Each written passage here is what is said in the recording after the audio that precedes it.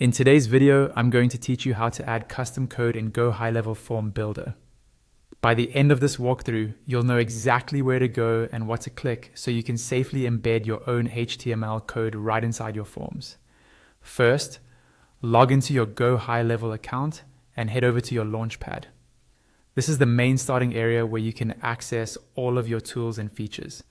Make sure you're in the correct location or sub-account, because your forms are tied to the specific location you're working in. From the Launchpad, look for the option labeled Sites and click on it. This is where GoHighLevel keeps everything related to your funnels, websites, and forms. Once you're on the Sites page, you'll see several tabs or sections. Find the one called Forms and click there. This will open a list of all the forms you've already created in this account. Next, choose the specific form where you want to add custom code.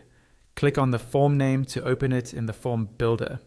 Give it a second to load and you'll see the familiar layout with your form preview in the middle and the list of form elements on the side.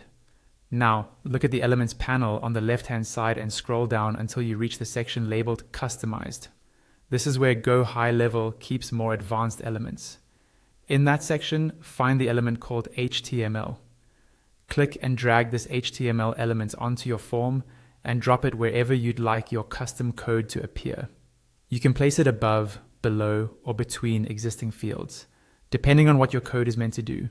Once the HTML element is on your form, click on it and then select Edit HTML. A window or panel will open with an empty HTML field. Click inside this field, and this is where you paste or type your custom code. This could be things like custom styling, embed snippets, or other HTML content.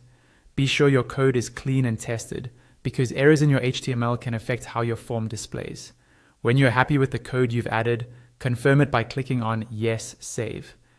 That saves the code inside the HTML element itself. As a final step, go to the top corner of the form builder and click Save to save the entire form. Only after this final save should you close the form builder. Once that's done, your custom code is now part of your form and ready to use.